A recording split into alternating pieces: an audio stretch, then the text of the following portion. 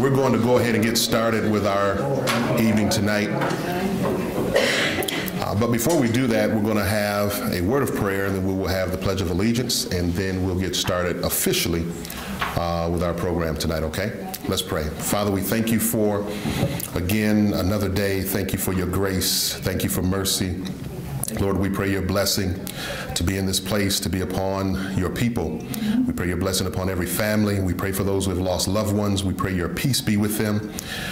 Lord, we worship you. We honor you. We pray your blessing over the leadership of this country, of the world, of our local communities.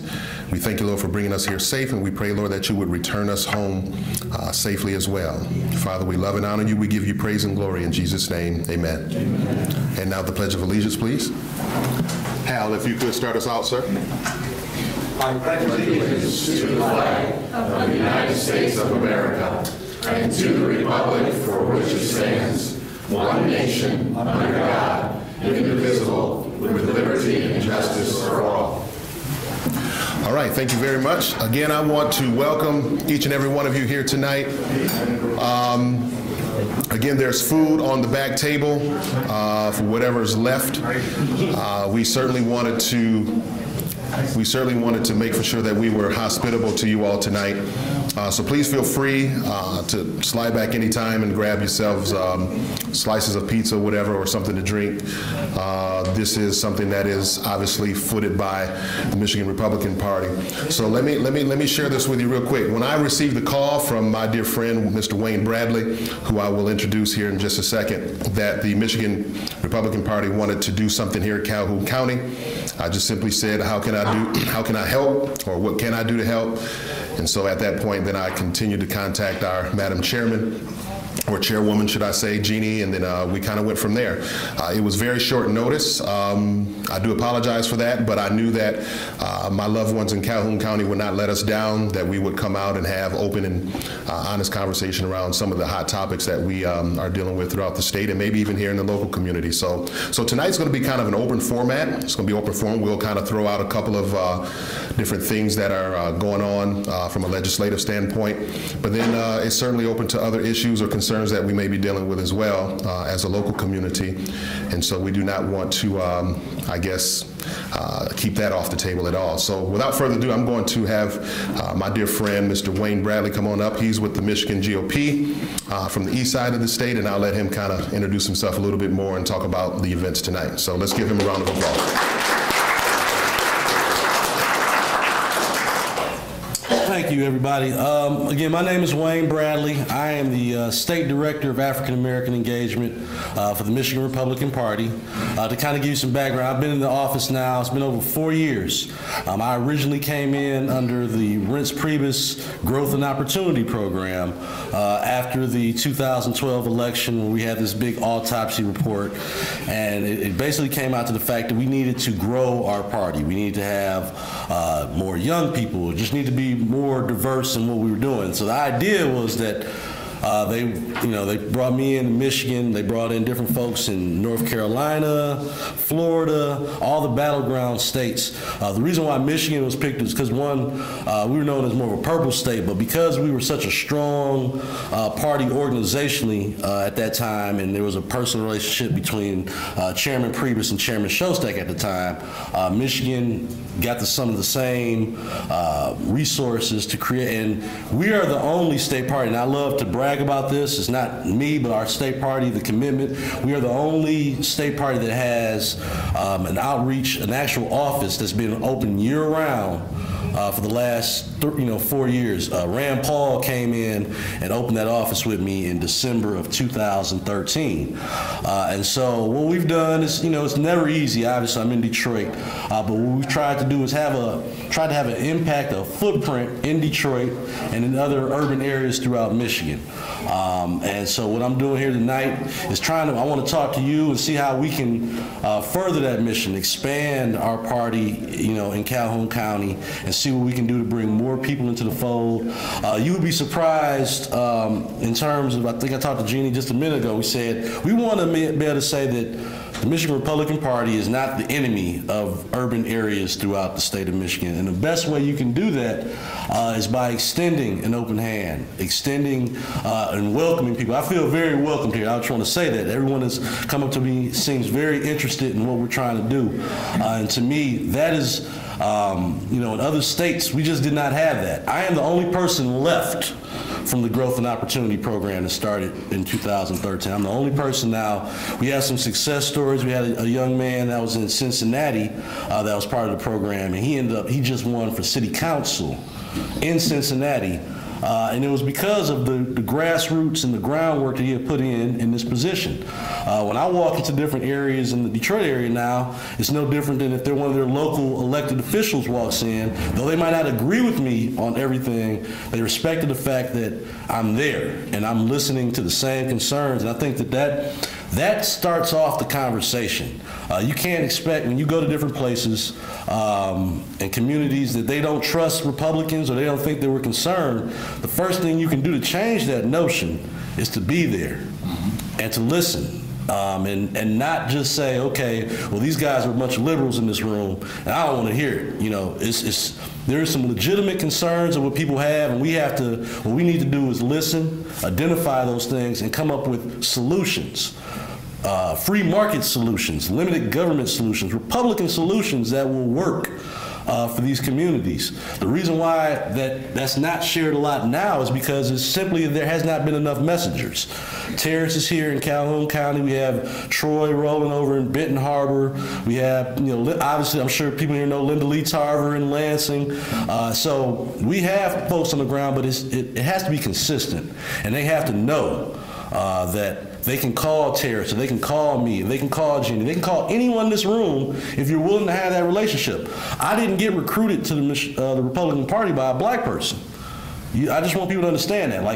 Don't think that it can't happen. If you show people a certain amount of attentiveness to what is important to them, they realize, okay, this guy cares about me. I didn't, like I said, I'll repeat that. I did not get recruited in by a black dude or a black woman. It was a white guy that said, Wayne, I like what you're talking about and some of the things. Let me help you. Let me help, bring you to some meetings. That's where, outreach is. I mean, I'm here to kind of push that narrative, to give the advice and to say, hey, listen, we need to listen more in these communities, but it starts with every one of us in this room in terms of the outreach efforts. And think about what you're saying to the folks,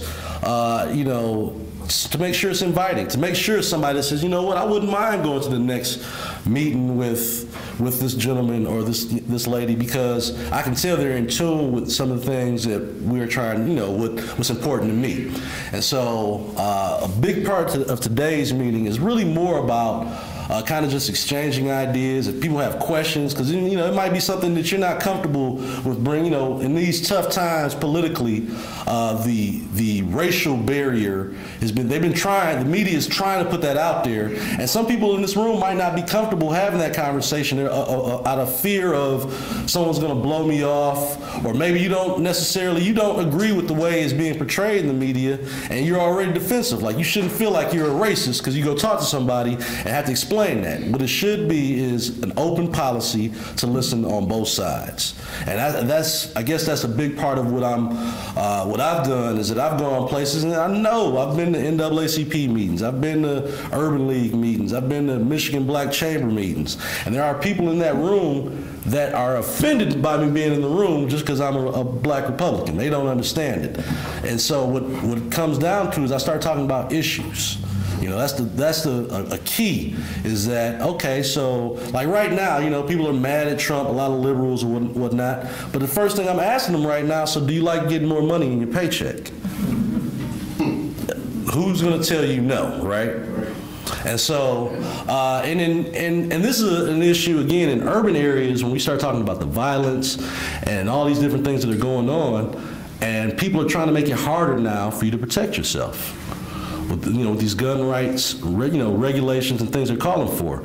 And there's a legitimate conversation that needs to be had, But what we need to be reminding folks is that, in particular, in areas where, you know, you feel like you need your protection, do you want it to be harder for you to get that protection, or do or do you want to be able to continue with your God-given rights and be able to protect yourself? And these are legitimate conversations. School choice, those are the kind of things that although those are our issues, Republican issues, they're bipartisan in the fact that everyone cares about their kids. Everyone likes bringing home a nicer paycheck. And so these are the, instead of, I guess this is kind of like my advice section about this and how you can approach people. As opposed to, some people are offended by Donald Trump right now. So let's focus on policy, and let's focus on statewide policy. You have some of the best state reps. Dr. Baizan is someone that a lot of different people can connect with. So, take advantage of those things instead of getting into the fights, because that's what it's set up for. That's what the media does a lot of this stuff for, is to cause commotion and and for us to be in discourse. And there's nothing wrong with discourse if there's something that can come out of it. If we're having a positive, a meaningful conversation, it shouldn't just be arguing, because everyone in this room, we might all be conservative. We don't agree on every single issue to the T. I'm sure there's people in this room that might not agree with everything the president has done, but the fact is that we should have these discussions. When I was talking with Terrence, I was saying that we have empty delegate seats throughout Battle Creek, the same way we have in Detroit. And what we need to be doing is identifying people that we can bring along and get involved in the party. And that is a way you tell people to have a voice in this party. It's the same principle that I watched happen in 2010 with the Tea Parties. Tea Party folks got active. They didn't sit around. They were, upset with the way D.C. was going, but they got active, and they became delegates, and they changed. When we go to conventions, before 2010, a lot of times the establishment, and I know that sounds funny because I work for the party, but before, I like to tell people, before I ever took this job, I did this kind of stuff for free. I went throughout the state. Because I believe that for our community. In particular, we need more options. Urban communities are stuck with one option right now, the Democrat Party. And they really believe that if it's not a Democrat idea, or if it's not the Democrats, then it's something evil. And we have to change that perception. That starts with everybody in this room. We can't control what Donald Trump or anyone in D.C. says. But everyone in this room, whether you're going to church, whether you're at an event, family event, there's always a way to listen to people and get them more involved. I see some young folks back there, college students. There's a lot of opportunities out here, but we have to be willing to sometimes take a little rejection, or hear someone say, "I just don't like that," but you ask why. That's the thing. Like, okay, so you don't like, trust me. Every day I'm in Detroit, and I get people come to me and say something about the president. And I say, well, you don't have to like, how many of you have worked for a boss or somebody and didn't necessarily like the person, but you recognize he was effective at what he did, right? Nobody want to admit that in here? Okay, all right, well. You have to know how to change the narrative on that. You have to know, and I know that some people call that spin or whatever you want to call it. You have to be able to have a conversation. Some people get offended when they say, and this is my Republican friends. If you tell someone you don't like something Trump said or something like that, people get offended and are ready to argue with you, fellow Republicans. So what we have to do is, in particular, when we're trying to do outreach and bring in new people, we have to listen and understand why they're feeling the way they feel. And then it's almost like selling. You have to handle objections with solutions. It's no different than anything else. We have to be able to handle objections with solutions. And again, the thing being here in Michigan, we have a very good state legislative branch. Our state legislators are awesome. There might be some things that some people disagree with. I get that. But in terms of what they've done and turned around Michigan in the last 8 years, and a lot of that, again, starts with what I consider Tea Party activists that help pick some of these state legislators. And so the same the same kind of passion is what I want to get out of some of the African American voters. There's a lot of African American voters that feel like the Democrat Party and the Republican Party don't care about their interests, but they vote Democrats. What does that tell you? If they can tell you that, hey, I don't think the Democrats are much better than Republicans, then that means that we need to be talking to these people, identifying common issues. Whether it's, economy, lower taxes, job creation, these are the things we need to find, do a good job of finding the common things that bring us together. Everyone wants good schools. Everyone wants safe communities. It doesn't matter if you're black, white, or green. We all want those things. And we have to do a good job of coming together and identifying those things. So, Terrace, thank you for, helping put this together. Again, I apologize, on the quick notice here, and we're going to do a better job of spacing these things out so we can have time to promote it, to bring people in so that if you have a friend, if you work with somebody, a coworker, and you're like, you know what? John he always has seemed pretty conservative. We've had these conversations, and you know what? I'm going to invite him to the next meeting that we have with that guy Wayne Bradley and Terrace. I'm going to bring John to this meeting. That is how you start outreach. Your neighbors, coworkers, church members.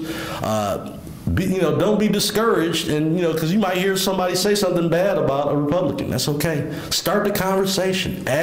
Trust me, in my line of work in Detroit, I hear it a lot, but it does not discourage me. It does not deter me from still going and having conversations with people. I mean, I've been booted out some rooms, and it was nothing I said. It was just like, he doesn't need to be here. Get him out of here.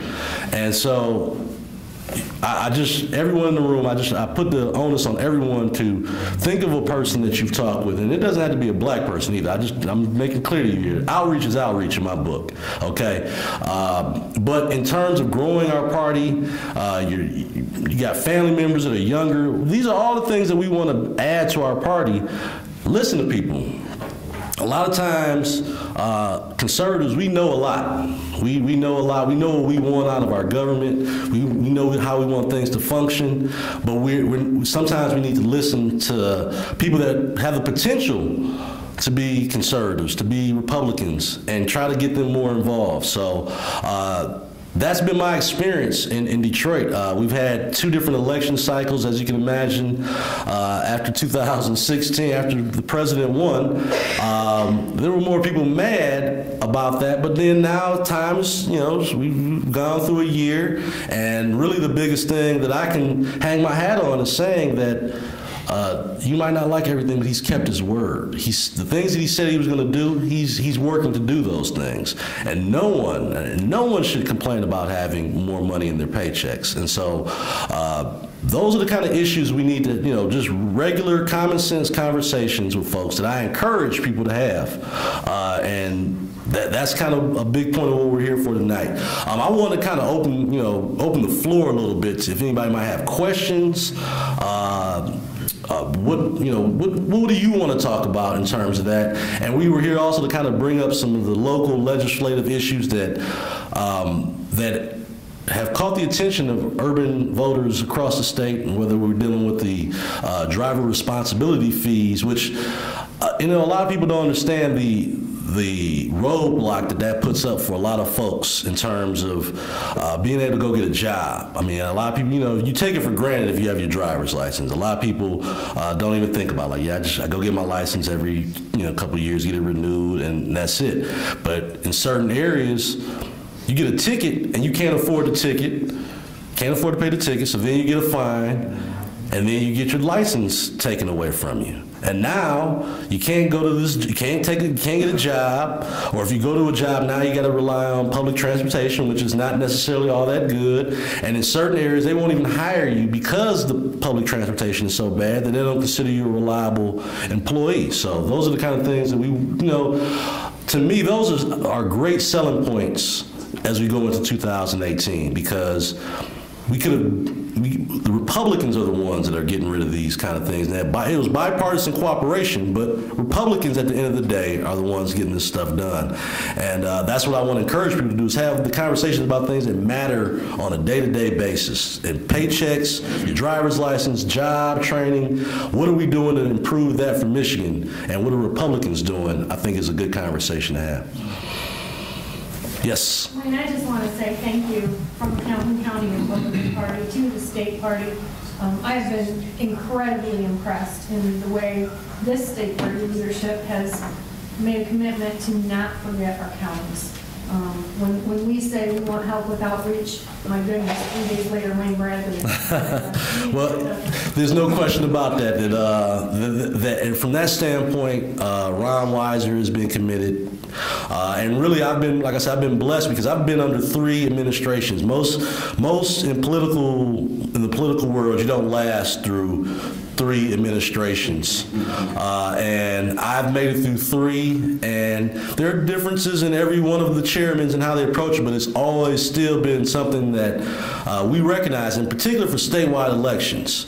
As we go into the statewide election, you're going to have a governor's race, you're going to have an attorney general's race, you're going to have a lot of things, Senate, where we need some of the black vote to carry us to win these seats. So we can't just say, let's not worry about it, and it's not going to be a priority.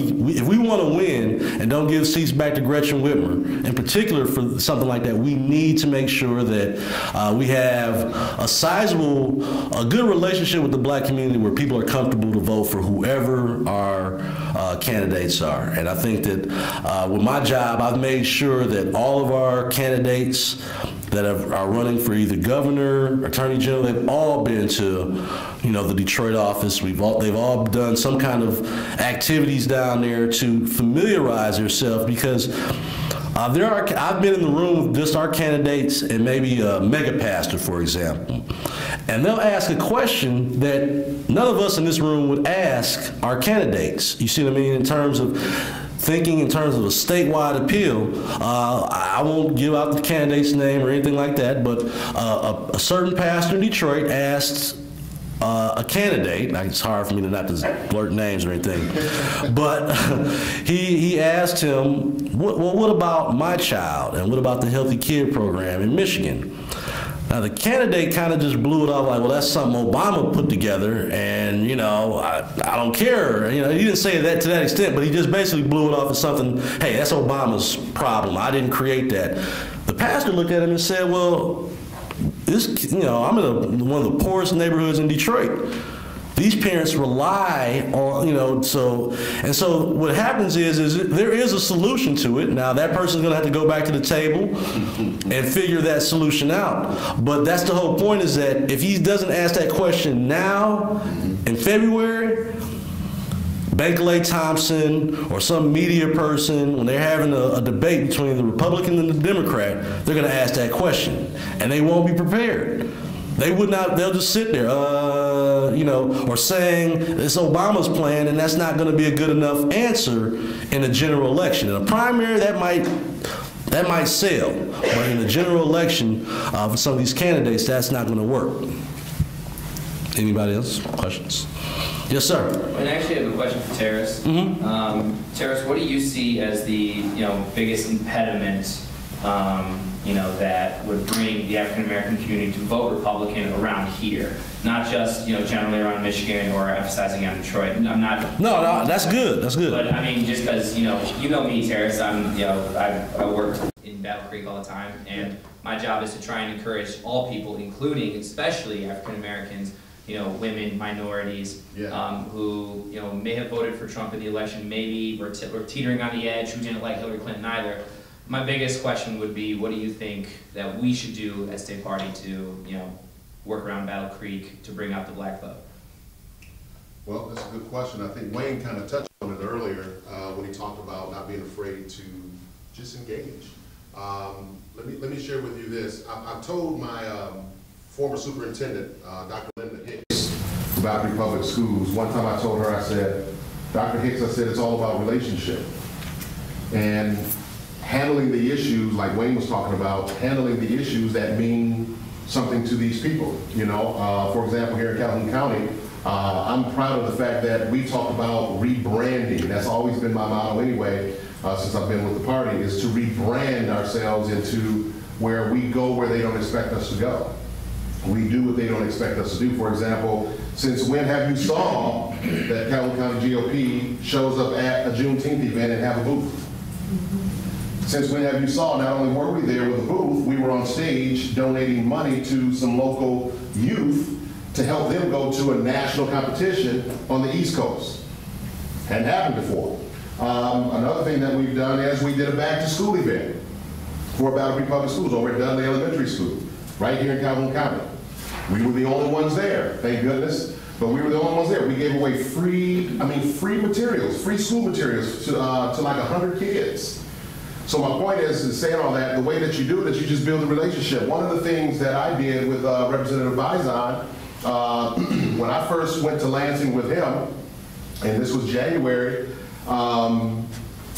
right away when he told me that he wanted to get to know some of the local pastors, I said, you got it. So my first thing that I did, I guess I'll get up here. The first thing that I had done was I said, okay, Doc want to get to know him. I did the first lap. I went around to all these different ministries and say, hey, you know, I'm with Representative Bison. Hey, I'm going to have him come out. So what did Dr. Bison do? He went to church. He met with these pastors. We sat down and we talked issues like Wayne is talking about. Realize that the same concerns they have are the same concerns that we have as a party, as a people. It's like, oh, wow. So what we did was close that gap. We closed the divide. And it, like I said, Rome was not built in a day. It was not built in a day. So guess what? It's going to take some time. It's going to take some effort in Detroit, Benton Harbor, Battle Creek, no matter where you go. It's going to take some effort. Why? Because generally, we all know that most people usually vote how their parents and grandparents and stuff, and they don't even know why. And I'm glad that Wayne had mentioned some things earlier. I was on Facebook one time on social media, and this individual was coming out because they had shown a teacher, and behind her was a screen of our president, and she was acting like she was shooting and killing the doggone president. And so they try to make excuses for it, whatever. So then I chime in as a man of faith, and I'm like, how could you tolerate that? How could you accept that? Oh, no, whatever. So as we went back and forth, I said, well, tell me this. What policies don't you like about what the president and his administration have put forward? So then right away I can tell the tone changed because they couldn't speak to policy. See, and that's the issue. So if we're more so, I guess intentional with going into different communities and building these relationships, you'll be surprised at how many folks you will find that think and share the same values and belief systems that you do. I was really happy when I saw someone walk through this door tonight, because her and I had a conversation some time ago about values and belief systems and stuff like that. And so I'm just thankful to the Lord that she's here tonight. As a matter of fact, one of the individuals that I actually recruited into the party, now he's working for John James. You know, his name is David Robinson. And I saw him on Facebook. So this young man, I actually invited him out to the Black History Dinner over in Detroit a year ago. He shows up there. I had never met him in person. So, but because he and I had phone conversation and we talked or whatever, we built a relationship. I said, hey, meet me there. And I said, let's connect once we get there. So we showed up to the Black History event last year that Wayne and those guys so eloquently put together last year, and I saw him across the room because I remember his face from Facebook, and we just connected and we got together, and lo and behold, now he's very active in the Ingham and Clinton County GOP, and now he's hired by John James to help run his campaign. There's another gentleman who works for Wayne County Prosecutor's Office over in Detroit named Daryl Houston. Met with him in Ann Arbor. I said, hey, you know, thanks for reaching out to me. Met him for dinner in Ann Arbor. Guess what? I go and sit on a panel. I was invited on to sit on a panel over in, I think it's the 14th district over there in Detroit. And two people over from me, Daryl, was on the same panel that I was sitting on, and I actually helped recruit him and helped recruit him into the party. So those are things that you do. You sit down and you talk, you listen, and then when you realize you have commonality, then you can say, yeah, this is what we believe in. If you went in this street, if we all walked out today and went in the streets, and we can go over to Washington Heights no matter where we go, and ask them, what is the Republican Party platform? What is that all about? They can't tell you. They can't even tell you what the Democrat Party platform is. So once you read the platform, then you say, well, you know what? I do believe in this stuff. You know what I mean? So I always go to the platform, I always go to issues, I always go to things that we believe in and that we value, and then you know, you build a relationship along the way. So it's not about also pointing the finger saying you guys are wrong, you're horrible, how can you do this and that? No. That's not going to get it at all. It's not going to bring anybody. It's not going to bring anybody in. Anybody in. So now I'm listening to some other pastors, and now one pastor just told me, he said, you know what, Todd, he said, I'm really starting to take a real good look at the Republican Party now, man. I said, really? He said, yeah, man, I'm starting to see some things, whatever. See, and that's what you do. You just, it's kind of like Jesus did. He walked with his disciples along the way. You know, he knew they weren't going to get it all at once, and some of them still didn't get it, but he knew they weren't going to get it all at one time. So he walked with them along the way, and that's what you do, because honestly, when you show that you care more than anyone else, that's going to win them. That's going to win them. Period. They may not say, "Well, I'm signing up into the party," but guess what? One thing for sure, you bought them. You've won their heart.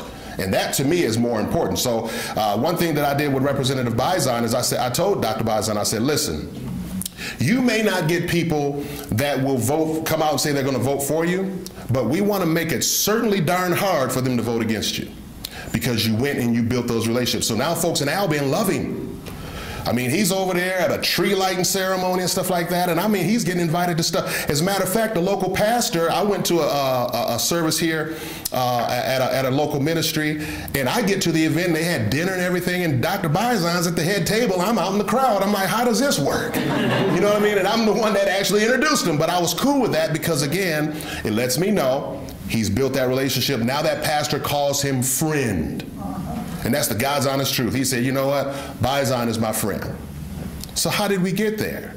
Because you walked with him along the way. You built the relationship. So everything is relationship. So again, going back to answer your question, it's about building the relationship and realizing that Rome was not built in a day.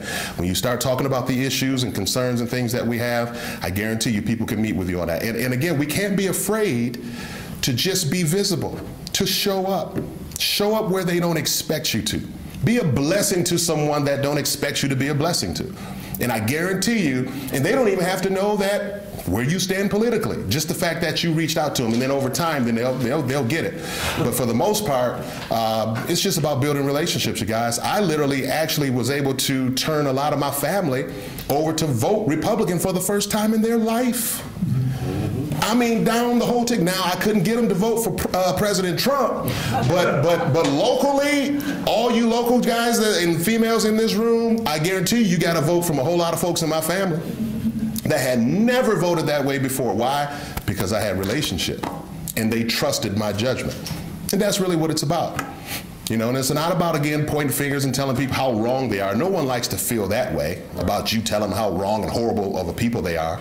But I mean, but when you can, again, build those relationships, genuine relationships, you want them every time. So that's to answer your question. That's how you do it. Any other questions?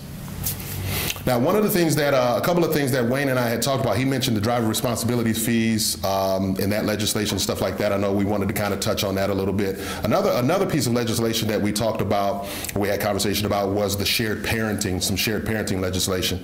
I know I'm going to bring him back up because I know some of these things he may be passionate about, but we want to hear from you guys as well on those two things, but then also some local things that we might be able to wrap our minds around and have open dialogue about too, okay? So I'm going to have my seat. Wayne, come on back up. All right. So I'll just build on what Terrence was saying in terms of the relationship building. And my job is a little bit different. And I will tell you that you guys have the benefit of making these relationships natural without having to put it on reports to anybody about, you know, did you talk to this person this week? And it should be natural. I'm naturally a friendly guy. I go into a room, I'm passing out my card to everybody, I'm talking, but because it's my job, I have to follow up with this person and say this, this, and this to make sure my job understands. I'm working it, but with you guys, it's organic. It should be going to a fireworks celebration in the summer or organizing a kids' day and I guess when we want to talk about issues, we need to find out what issues are the most important in this area, okay? There has been discussion about the shared parenting that Jim Runstead, who's a state rep down in Oakland County, he's put that on the board. That has been an issue that I will say, it's a half and half then. There are people that are very excited about it, and there are people that aren't excited about it. And so to me, that's a discussion worth having. I think there's some good to it, and there are some things that aren't answered in the in the current legislation and the unforeseen problems of that some of these things could have. But as a father and watching some of these type of things happening where you're having, it's never good when the family feuds, okay? It doesn't matter what the scenario is, but what you're having is a system where fathers are being penalized, not just, and so this is, again, an issue that Jim Runstead has brought up. I'm passionate about it because it's affected me, it's affected people I know, but I think that this is an issue in our community because we suffer for so many fathers not being in the home one way or the other. And so this is, again, maybe if Democrats and Republicans work together, it would be something that it would be better. But Jim Runstead took it up, so now you have a bunch of Democrats that are fighting it. And I had a very frank discussion with people, some state reps in my area that are Democrats. I was like, why are you guys so against fathers, fathers having equal rights? And they're like, black men don't vote. Wow. Oh, okay. I mean, this is what a state rep told me. Like, hey, they don't vote. This is not a concern. And so, for me, when I heard that, I said, all I could do is put my head down. I couldn't argue that issue. But the idea is that these are the kind of issues that you can bring into a community and have a discussion where you're going to have people who don't agree with it, and you're going to have people that agree. And it's Republicans that don't necessarily agree with that, but let's have a discussion on why and what we could do to make it better. That's a family issue. Those are the kind of things that, you'll be surprised that, dudes from the hood that are paying $1,500, $2,000 a month in child support, and they want to see their kids, they're like, I'm paying the child support and can't see my kids. Doesn't seem very fair. And so it's from an antiquated system when, back in the day when women didn't work. And so that was almost part of this, husband got divorced, how does a wife survive, or ex-wife? Now it's a lot different. And so that's a discussion that some people are willing to have. And I think, again, though that's one of the issues, the driver responsibility. These are things that Republicans are bringing to the table. And I just think that it's important that whatever issues that we're bringing, there are problems out there and Republicans are bringing issues to the table, we need to talk about it. And we need to take it to these different communities and say, hey, Democrats, they basically said she wasn't going to do it because black men don't vote enough for them to care about that issue. Think about that as a black man talking to me. Yes? Is that an accurate statement? When she says black men don't vote, is that accurate? In terms of the numbers of what they're looking at in Detroit, that's an accurate statement. That might not be accurate in Battle Creek, might not be accurate in Lansing, but that's an accurate statement. The majority of the voters are senior citizens and women in Detroit. So that tells us where we need to go, doesn't it? Yep, I've had a couple people say black men was the only group that the numbers for Trump went up. His approval numbers went up because you know what? Black men, they're pocketbook voters. They don't care about all this other stuff. Am I bringing home more money in my paycheck? And so, yes, ma'am. So most of you know me. I'm the local family court judge. These are my notes regarding 4691. I have met with Representative Runstead along with the Michigan Judges Association, Probate Judges Association, Domestic Violence, Family Law Section. I am in a meeting tomorrow about this legislation. I want to make it clear that is a bipartisan meeting with all different types of groups, domestic violence, everyone coming together. I want to make it clear, the push, none of those groups that I said have endorsed that legislation. Right. There's a reason for that, and I can give you like 10 pages of reasons for that I have here today. Okay. It's not the idea of what they're talking about, and I want to make it clear. As a family law judge, I may not agree with all the positions of other judges. These are my opinions. Right. I will tell you that when an issue comes up year after year after year, there might be a problem. So I'm going to say that yes, I do think there need to be some changes, and I will tell you that's not the position of all judges or the judges associations. I'm not speaking for them. But I will tell you this. Sometimes what you do it and how you do it are two different things, and the problem is when the legislation was originally written, it wasn't done as a community effort with all the players involved giving input. So I am on the Family Law Council of the State Bar of Michigan. I'm an executive, or a council member, I should say. Not an executive committee, but a council member.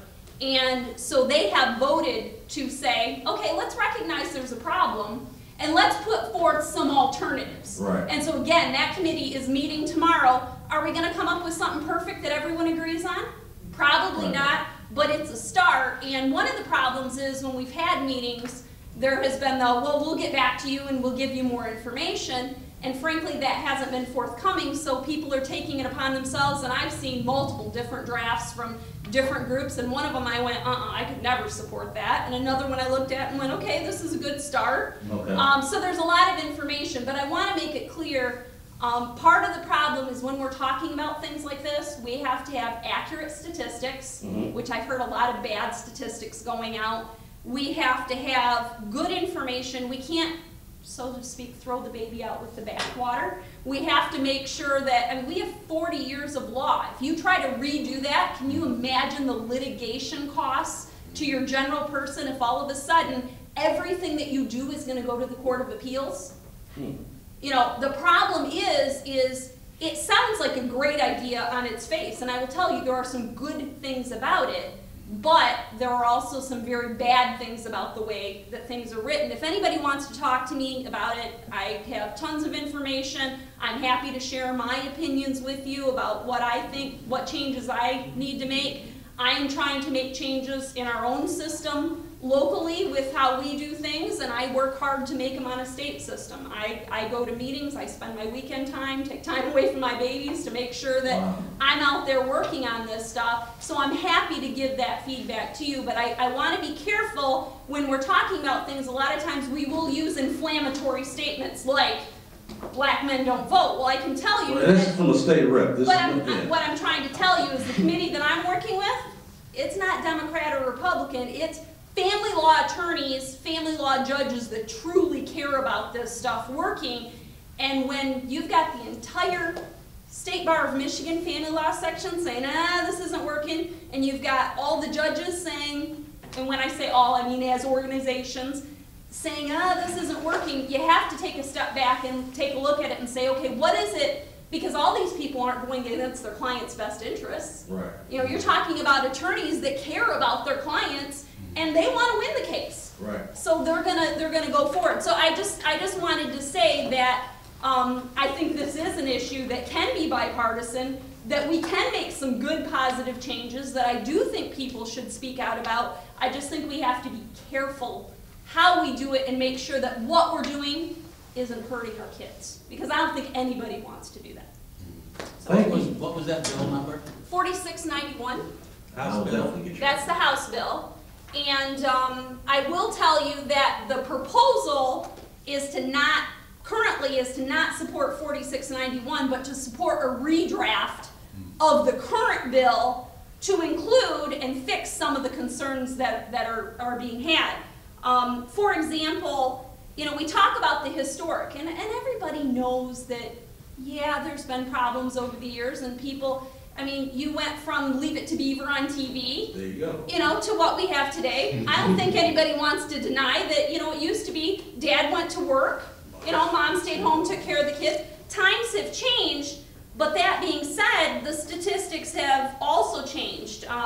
Scott Bassett, who's one of the top family law appellate attorneys for the state of Michigan, pulled these statistics from the Department of Health and Human Services, and in 1990, about 13% of orders were joint.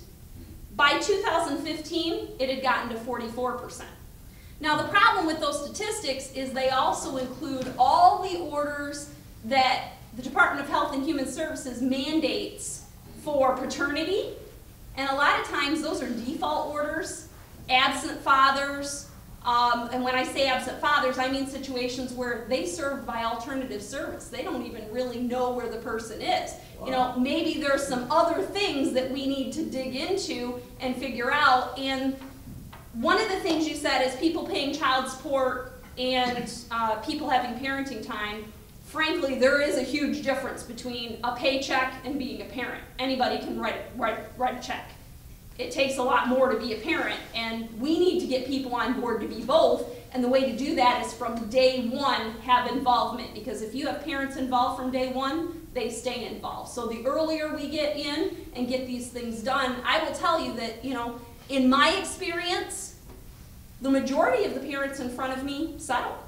Right. Because they are two loving parents that put their child's needs before their own and make a good decision. It's those cases in which one or both parents have their own self-interest and can't see the forest for the trees that we really have to make those decisions on. Right. And that's, you know, how many of these parents that are complaining never even showed up to the court hearing? You know, if you can't show up to the hearing, how am I supposed to give you, I'm supposed to give you equal parenting time, but you can't be bothered to show up and even ask for it?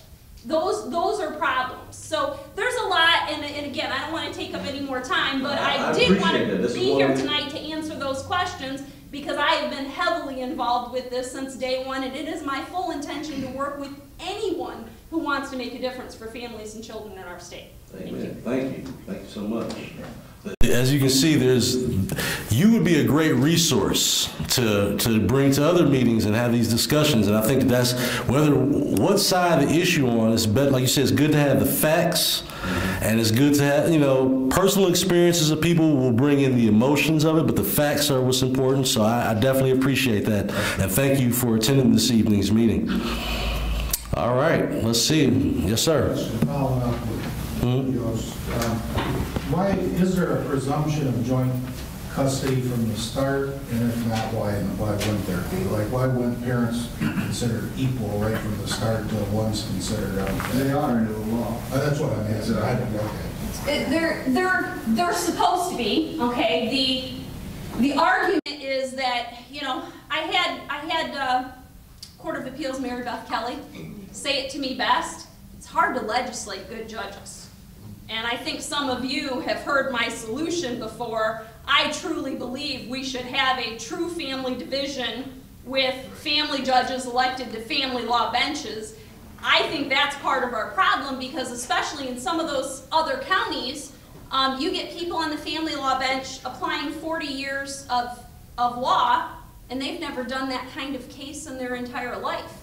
So you suddenly want them to come in and be the experts because they're elected. Okay, well, great. They had a nice name, they got elected, but they have zero experience in that area.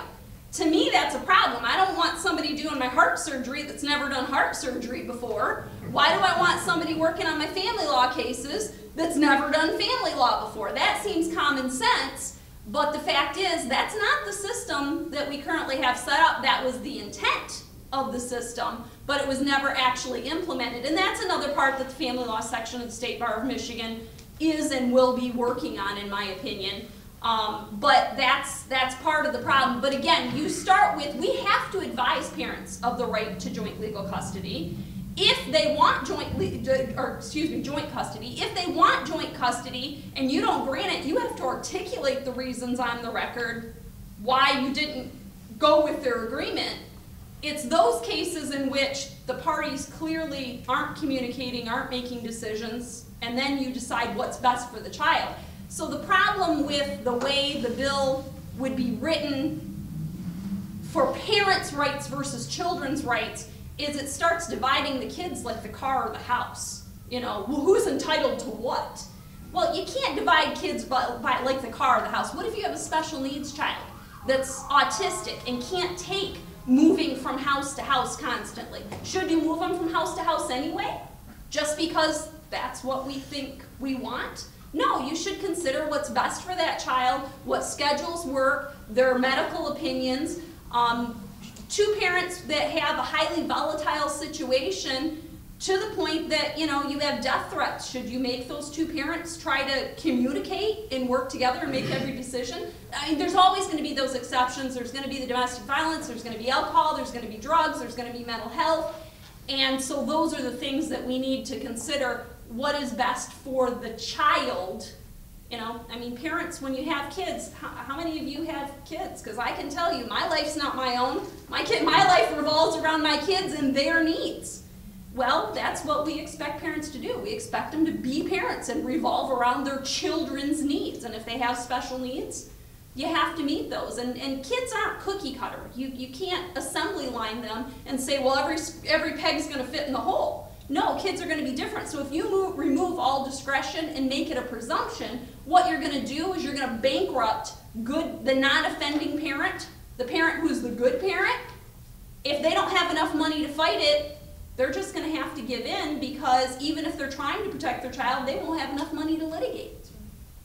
You know, I mean, I went through one of the sections in the law, and it would require us to have like 12 different hearings in order to overcome presumptions. Can you imagine what that'll do to the court system? The longer these fights go on, I can tell you, the more the parents end up hating each other, and the harder it is to reunify and make them co-parent together again.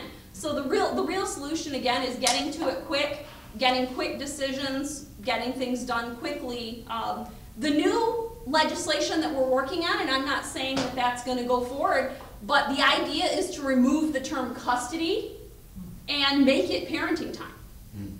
You know, talk about parenting time and decision-making authority. Because frankly, the term custody, again, makes it seem like property. Who has the right to have the child?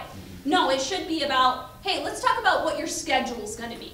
Because in those cases in which I've mediated, especially pro per or self-represented litigants, if I start and say who's going to have custody, they both raise their hand. They both want custody. If I were to start those cases and say, let's talk about what your schedule looks like. When would you like to spend time with your child? What does your work schedule allow? What are you able to do? You're more apt to get an agreement, because then they focus on that. And then when you're all done, you say, oh, well, guess what that equals? Because an orange is an orange. You can't call an orange an apple. So if a parent comes in and says, I want joint custody, but then says, hey, I work 7 days a week, mandatory shifts, and the child would be with the babysitter all the time, well, that's a little different. And I've had parents do that, but once they tell me what they really want, a lot of the time they want joint decision-making authority. They just want to have a say in how their kids are raised, and they want to make sure that they have regular and frequent contact. So there will be some ideas of presumptions in the things that are being written that are coming out of this committee. And again, I don't know where it's going to go from there. I'm just saying it's another option, and there are people working on it. Can I follow that up? What she said about having the family court judges in that position is so important, because I'm a single parent, and my attorney, when we went, we weren't even fighting, but I was advised, if you get this judge, you're pretty much out of luck. It shouldn't be like that. It shouldn't be luck of the draw what judge you get. It should be somebody, you know, who's educated. And just like counties, and each county varies how they, I mean, and that's, you know, I understand quite a bit. Well, in some counties, they do their stint. Right. You know, you're sentenced to family court until you can get to climb the ladder. You know, I mean, that is not how it should be. You know, do your 2 years. It's like doing a jail sentence. Do your 2 years, and then you can, you know, you can get out. It really shouldn't be that way. We should really want the people in those positions committed and dedicated to our families and children. I have a quick question. So, like, being out on job sites and being with lots of single men on a day-to-day basis over like 15, 20 years, there's always this idea that talking to guys, you know, single fathers, that they're automatically disqualified because they're a man, and that when it comes to an equal footing, they stand on an equal footing with the mother when it comes to income support, time available. yeah, all that kind of stuff, and it just defaults straight to the mother getting custody. So here's what I'm gonna, again, what I'm gonna tell you about that, my experience.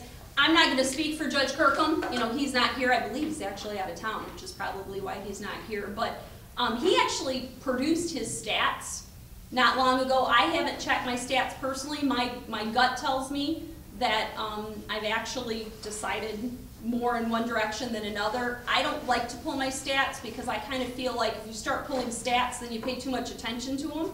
And frankly, a lot of my focus is on abuse and neglect, delinquency, and those things right now.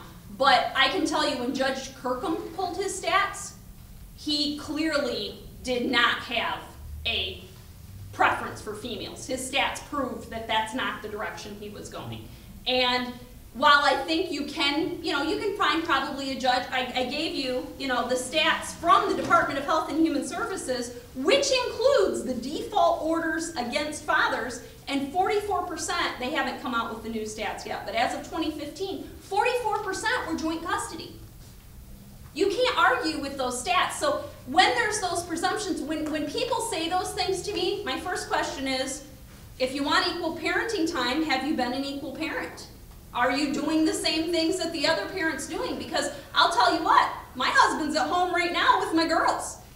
Anybody that knows him knows he's an equal parent. He parents the kids, he feeds, he changes diapers, he gets up in the middle, he does the whole shebang.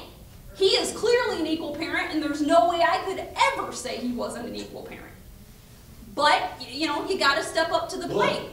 But you could get mad in court and say that a lot of times they will pay attention, more deference to the mother on that kind of situation. And I would say there's a perception of that, yeah. But I would also say that, again, when you have good experienced judges dedicated to family law, I don't believe that happens. And I do believe that there has been a change in the times. I mean, I can tell you when I first started, yeah, maybe there was those perceptions and maybe they were valid, but I do think, as these stats show, they're changing times. So if I go back to, again, 1990, it was 13% joint. Right. By 2015, we were up to 44.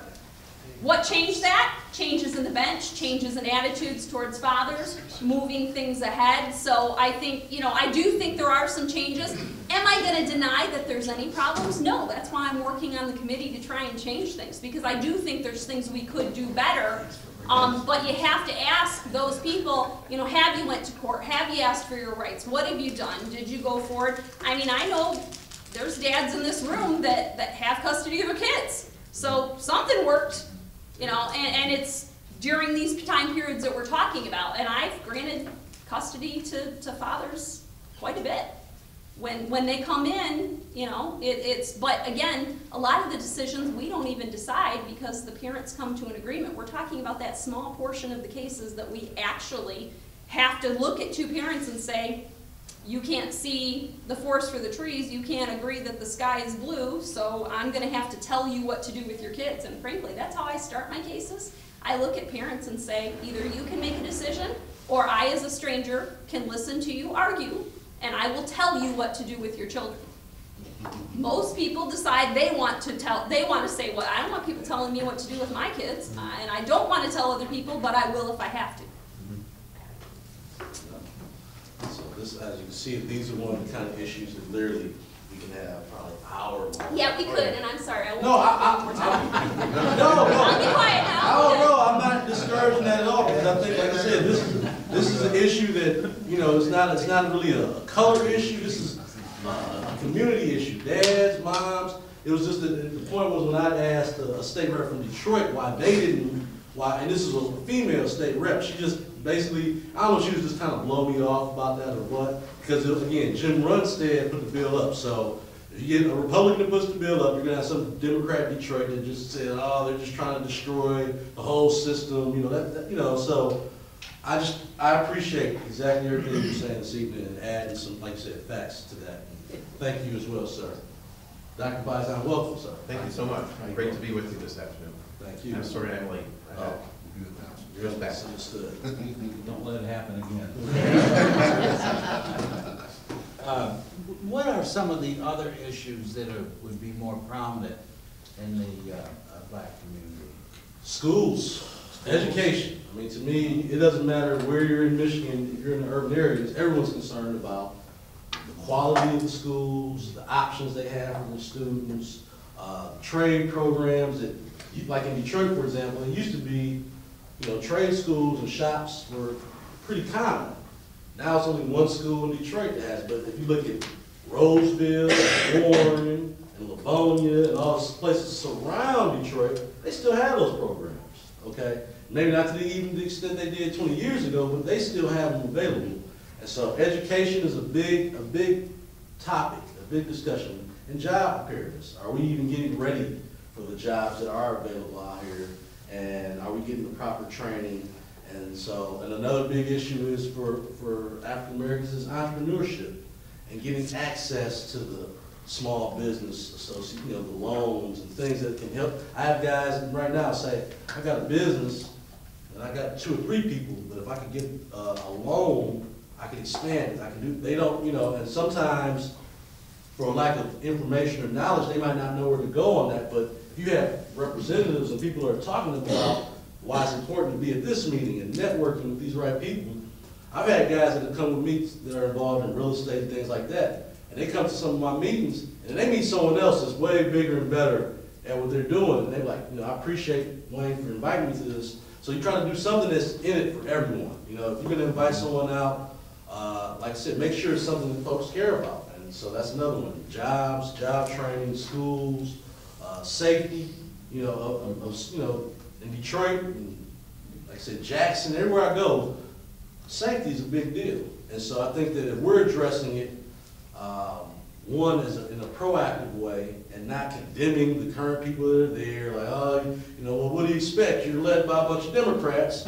Literally, people, I've been in rooms with people that I've brought my friends to things before, and I've had to tell them, don't beat up my person like that. This is the first meeting they've ever been to. I brought them to the convention in Lansing, and someone pulled them to the side and started giving them the whole, do you believe, are you pro-life, are you this, are you that? And she's like, wow, this is my first time ever being to a Republican event. Well, if you don't believe that, you're probably a rhino.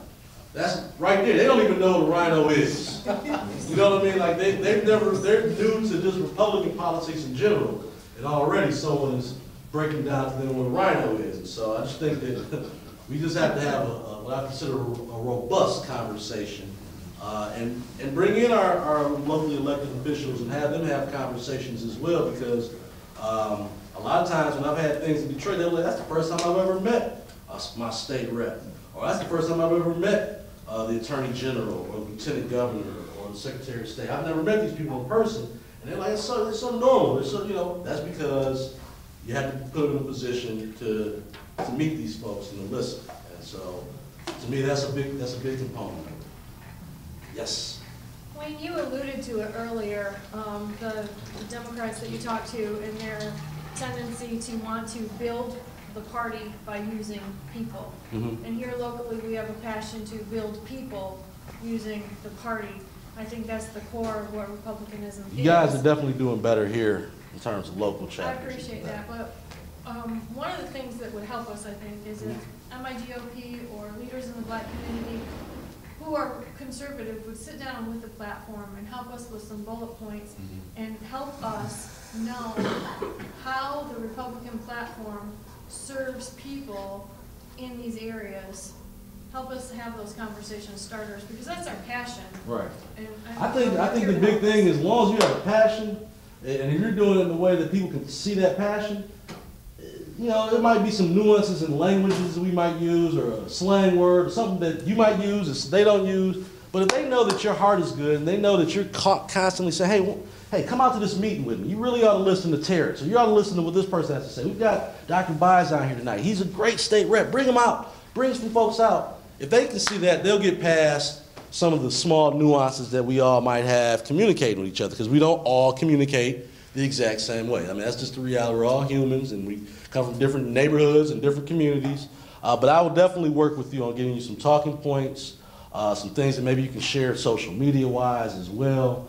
But a lot of it is just going to come from straight, like you said, passion and wanting to serve in the community. Having book drives and having school pack, book pack drives, and being involved in the Juneteenth events, and like for us in Detroit, going to the NAACP dinner. We know it's going to be a liberal love fest. I mean, one year I sponsored the dinner and put an ad in the book. I felt like, okay, that's enough. I'm not listening to Nancy Pelosi tonight. So, and so that was, but point being is they can't say, oh, the Michigan Republican Party doesn't support anything we do. They weren't there. Yeah, I was there until that point, until she got on the stage. Yes. I just want to give a shout out to Dr. Baizan and some of his funding partners. The Republican Party of Calhoun County, through Dr. Baizan and a few others, were the only sponsors who gave enough to the NAACP dinner in Albion to be called sponsors. So that's our Dr. Baizan. There's at least probably one person in the room that's thinking to themselves, why do we give money to the NAACP? It's a bunch of Democrats, right? I know you don't have to be you. Me and you, we were talking earlier. I'm just saying, there might be one person in the room that's thinking that, but the point is that there's people in that room that might not agree with everything that the NAACP is doing or the Democrat Party is doing, and we give them an easy out by not showing up and participating. Yeah. That's really what it comes down to. If we're not there, it's easy to say, see, the Republican Party doesn't care about the NAACP, they don't care about black folks, whatever. But if you're there, Terrace is there, if I'm there, if you're there, anyone is there to have the discussion, that kind of nullifies at least that argument of us not caring and not knowing what's going on in the community. And I want to add to that. I'm going to sit back down, but I want to add to that too. Come on, man, get up here. Well, one of the things that that we've done when we talk about rebranding ourselves, 2 years ago at our local NAACP dinner, I literally stood at this podium at a Tea Party meeting, and I told them I'm selling tickets and hands go up. That year, we sold 23 tickets just for me alone to Tea Party and Republican folks. And it was a love fest. I mean, literally when we went in there, people were shocked because we had at least 2+ tables filled with all of us there. And some of the people that I spoke with, they were really happy and they were really excited at the fact that we came in full force and the Dems were kind of sprinkled in here or there. But we went as a family, we went as a full force group to say, yeah, we're here and we're not making no apologies for being here. And the reason why I say that we rebranded is because, for those of you who don't know history, first of all, I'm a former NAACP president, right here in Battle Creek. Lifetime member, right? Yes, sir, lifetime member. So my point in saying that is that the history of the NAACP, Republicans had a big part in starting it. Yes, we did. You know what I mean? So for us not to be a part of that stuff, I think, like I agree with Wayne, we give them an out. Because it is this notion that it's a liberal love fest, and that's true, and that's what it's turned into be. But you know what? It's almost like going in to reclaim our territory, because that's just who we are. It's our folks that actually got that stuff started. It's our folks that literally were that really part of freedom. Yeah, absolutely. We financed absolutely NAACP. We financed a lot of the historically black colleges and universities. You're ready to say that. You're ready to say that. And that's another thing that we all need to know. See, these are talking points that we're throwing out. Another thing that people need to know when you research, a lot of the historical black colleges and universities were funded by Republican folk. Howard University, one of the most prominent ones. One of the most prominent. I mean, Howard is like the Mecca, but you would never know. Half of these yahoos up here, matter of fact, the majority of these yahoos up here won't even know that. But they will claim that you're racist. So what we're doing is we're rebranding to dispel the myth. It's like, well, did you know that? And it's a long list of them too, like Fisk University. It's a ton of them. When I researched, I'm like, wow, look at all these schools. Because when I came out of Battle Creek Penfield High School, I went to Penfield. So when I left Battle Creek, I went to Norfolk State University. So I attended a historically black college university down in Norfolk, Virginia. And so it kind of gave me that experience, but I came right back home after my first semester because I at least wouldn't get the experience. But when I researched that out, and I was like, wow. So it was a lot of schools' names that I recognized. I'm like, wow, look at that. A lot of Republicans literally funded and founded. Matter of fact, Spelman in the city of Atlanta. Spelman is an all-girls university down there. Spelman is named after a Republican woman. Why? Because they funded it. So those are things that as a party we should be proud of and to be able to throw back at people.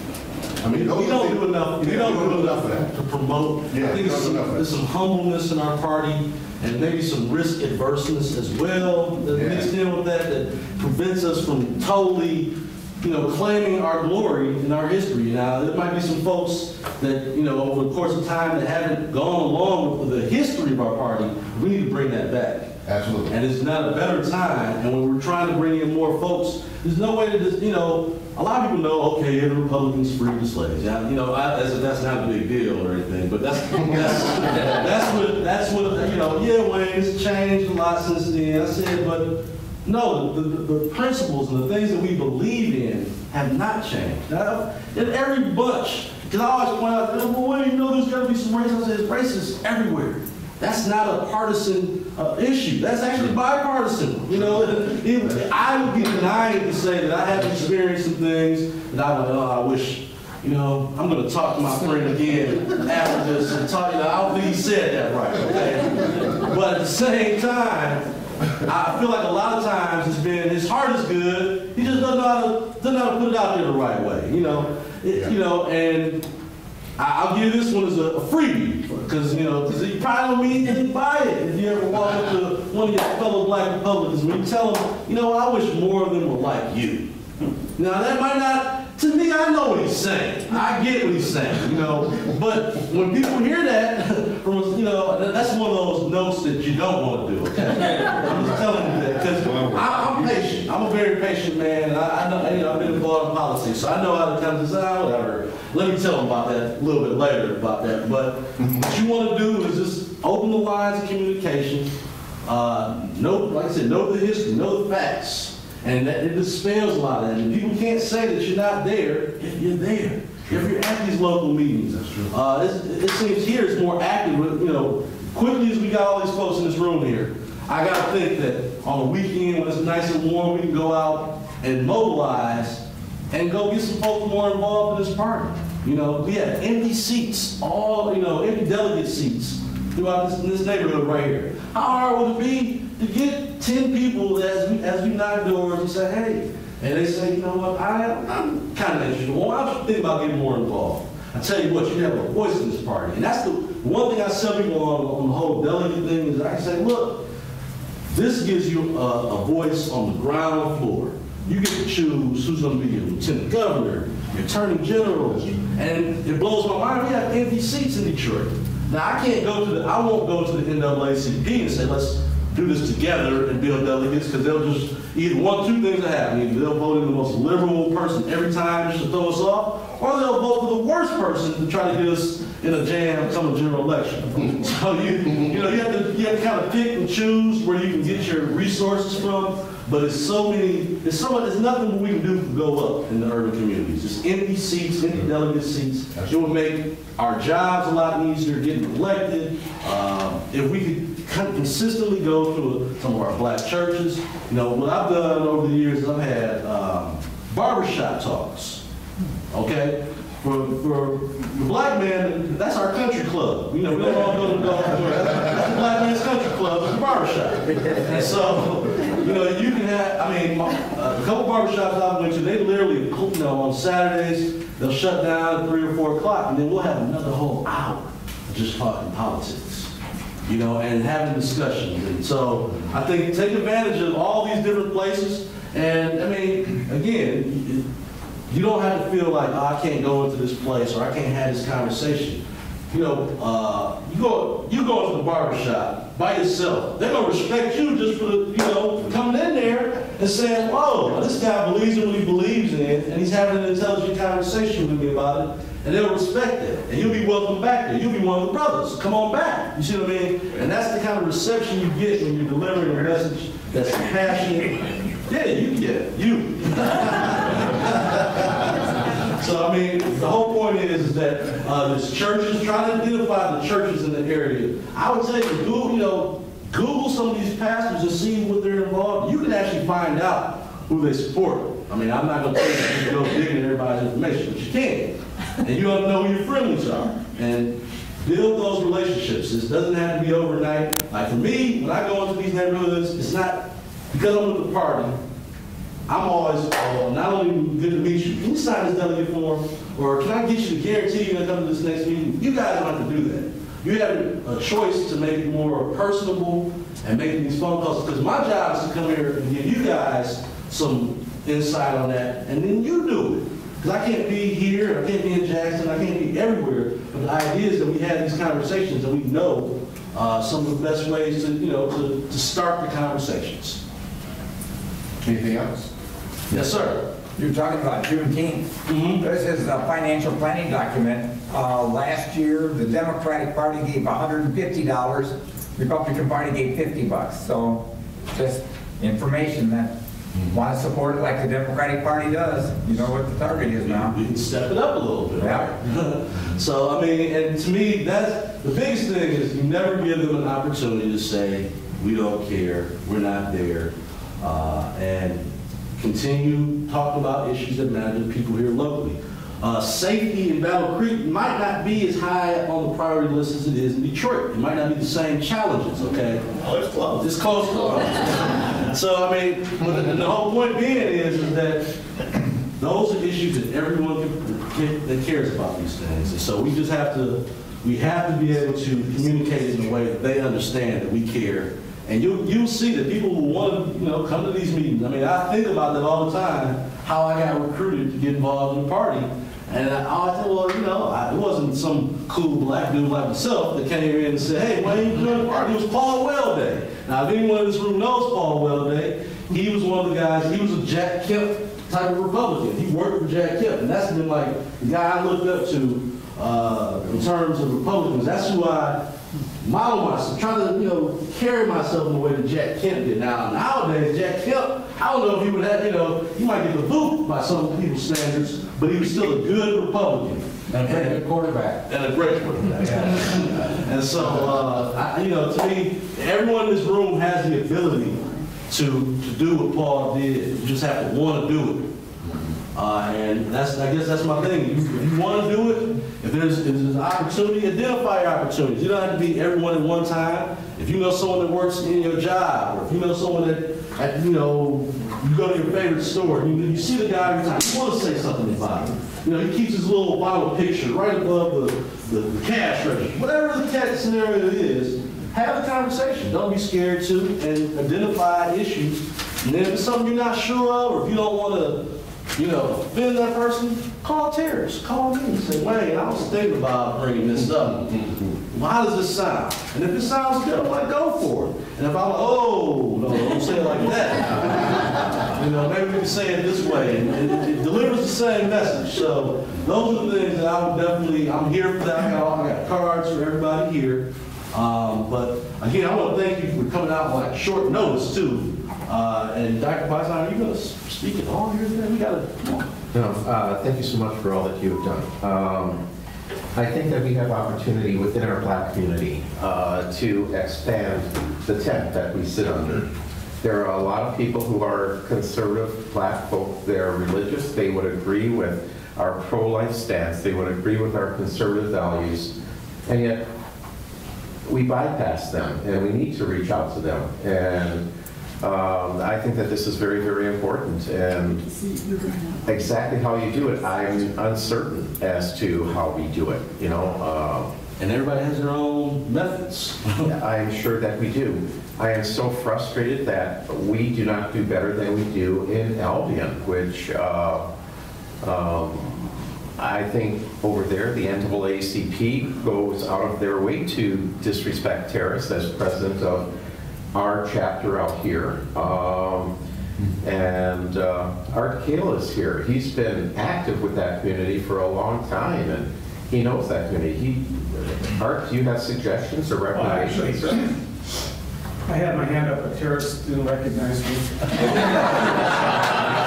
If you don't mind, I'd like to tie into that because I actually ran against John back in the day, and I had a fellow on the council, a black gentleman, and he endorsed me. And he caught all sorts of help from his ward. And he still, and you know, the N-word flying back and forth. I mean, these people were terrible to him. I mean, to the point now, I don't know if he's going to run again. He's so passionate about Elgin. But I mean, how dare he support a Republican? And oh my God, how dare he support a white Republican? And they were terrible to him. And you know, I went to the black churches, and I had a pretty good relationship with everybody one-on-one. I mean, I really had a good relationship with Elgin. But it's terrible. I mean, talk about racism. I mean, listen to this. If you guys can Google this when you get home. Google 1917 Bistro in Detroit. All right, so I'll tell you a quick story. It was the Thursday before the election coming up election year, 2016. Donald Trump Jr. came to Detroit, came to my office. I had a meal catered by the 1917 Bistro. Now this is on the same block of my office on Illinois in Detroit. Black-owned business, he was a caterer. He had catered for my Rand Paul events, Tim Scott, all this different stuff. So it was never a big deal. He catered the event with Donald Trump Jr. Took a picture with me and Donald Trump Jr. They called it boycott his restaurant. And he's out of business now, a year and a half later. Yeah. And we tried our best. So now, it's not all because, I want to be clear, it wasn't all because of that. Because we did kind of, for a while there, we were hosting our Christmas parties there. And I had some mega church guys come there and do their dinners and things. But there are people that are scared. I had a guy that was in the office that exact same day that would not come out of my office while the media was there because he didn't want them to see that he was there to listen. And he was just there to listen. But he had lost so much work during the Bush era, working as a contractor in Detroit, when they realized that Kwame Kilpatrick realized that he had a Republican in his midst, and they starved him. And so, I mean, there are some people that have had to take these some very tough roads to do these things, but I think that what you do is, again, you stand on what you believe in. I felt bad for the restaurant owner because he wasn't even a Republican. Think about that. He's running a business. He's just running. And now imagine if it would have been the other way around, had it been a white caterer out in Troy, and then everyone boycotted him for feeding President Obama. It would have been a terrible, story of racism and whatnot. But this guy literally went out of business, and I mean, he just closed down in the last couple of months. So I don't want to make it seem like that was the only thing, because there was other things involved. But if you Google 1917 Bistro, that's what you find out about first, is him being boycotted because he simply catered a meal for Donald Trump Jr. So we got some challenges. I mean, I've had some different things. I've had people tell me I would never have a job again in the city of Detroit or anywhere, in the area because I stood up with Donald Trump. My dad is the CEO of a healthcare organization down there. And he's had people tell him, your son can never work for me. Your son cannot, ask his Republican friends to give him a job, So it's different for certain folks, but you just have to stand on your principles and look for issues that people can't argue on, and your principles are strong. So Wayne is also a radio personality. That gets me in a little more trouble too. As you can imagine in Detroit, as you can imagine being on conservative talk radio in Detroit, that can make my life a little more difficult at times too. But even with my show, I've learned to use little jokes and make people. So it's not always just like I'm mad or I'm trying to destroy the Democratic Party or whatever. I like to just point out the inconsistencies, and I let people make their own decisions on some of these things. And so if you're going to criticize the Democratic Party, if you're reaching out to, this would be my one thing I would advise you guys. I know this is going to be hard for some of us, is when you're talking to black voters, now that it's over, we don't have to mention Obama anymore. I'm just giving you this is a nugget of information. There's no need to criticize President Obama now, 2 years later. He's out of office. We're focused on joining the Republican Party. And believe it or not, they still love President Obama. So it does us no good to bring up how bad of a president he was. We're trying to recruit folks that probably 2 years ago, they might have voted for Obama if they didn't like Hillary. Okay? So that gives us an opening there, but don't go in saying, Obama's a Muslim and, he's a terrible guy and, we're just starting to build back after all this time. That will turn people off. Just focus on us, on what we can do, and not worry about the Democrat Party. I don't bash the Democrat Party anymore. I just go and talk about what we have to offer. Because that's what you would do. Yes, sir. I would say, from what I've seen, the best way to go about is be yourself. There's a lot of good people here. If you go in and just be yourself, don't be a Republican, be a good person. You just happen to be. And it's going to go great, because I can tell you, everybody here, they're going to paint a picture. We know their strategy, Terrence, and I've read the book. Donald Trump's going to be in every commercial against a Republican. His bobblehead's going to be right next to theirs, And but when you break it down to a local level, and you say you have a problem with the Republican Party. What do you think about Dr. Bison? And I love Dr. Bison. What do you think of Matt Saxon? Oh, he's the best sheriff we ever had. What do you think of Dave Gilbert? He's wonderful. So when you break it down on a local level, you guys are all superstars, even in the African American community. So when we do that, and that's what do what's right for the people. Locally, if you focus on local issues and day-to-day stuff, as opposed to what's on MSNBC and Fox News, that's where we get into all this arguing back and forth. But if you focus on the local issues, construction, proposals, streets, anything you can think of, these are the things that people on a day-to-day really care about. And so that to me is that's some of my nuggets. I'm gonna pass out my card to anybody. So if you ever have any questions about, if you're not following, we're not friends on Facebook. I know some of us are here. But if you ever have any questions, feel free to call me. I just think that, like I said, people know when you care. People know when you care. Yes, sir. Wayne, real quick. Matt Saxton, I'm the sheriff here at Calhoun County. Yes, sir. As Art said, Terrace mentioned, Dr. Bison mentioned about whether it's Albion or different areas of Owl Creek where Republicans aren't supported. It doesn't mean as a candidate or as a party member that we don't go in those areas. I was told as a first-time candidate 6 years ago, don't bother with Albion. I'm in Albion more than probably any Democrat is. And that's good. I attend First Baptist Lent luncheons through Lent, or Pastor Hess's church. We need, and you mentioned inviting folks out to meetings like this, 90% of these people would have been at our Republican meeting that's normally held tonight. So, I'm just saying, it's not about inviting folks to us. We need to go to folks. Well, that's, There need to bring more people in. There need to be. They need to hear our message. To the right side. Right, exactly. If you brought one person apiece, two people that you might have met through your travels or whatever, imagine, with the room, how many more people you have. And I guess to Dr. Bison's point, it's not about winning those precincts in Albion. What I look at as a candidate in those precincts in Albion, how I did against the other Republicans in those precincts. Right. In Albion. I like the way you every vote for me is 2 votes that my opponent didn't get nothing, basically. So I like the way it's, and I did beat Dr. Bison.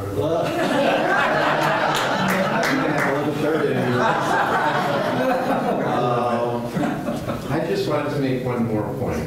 At the time when I find that I am perhaps a little troubled, and I'll try to be short, is when I walk into our caucus room. We caucus as a Republican Party.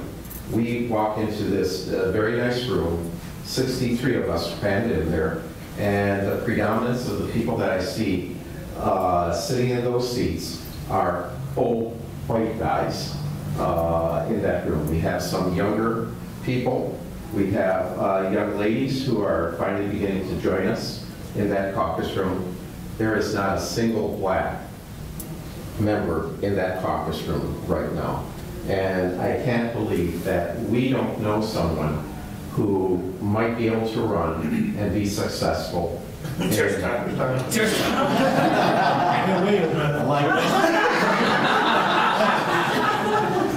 But even in other races, if we know people, we need to go up, we need to encourage them.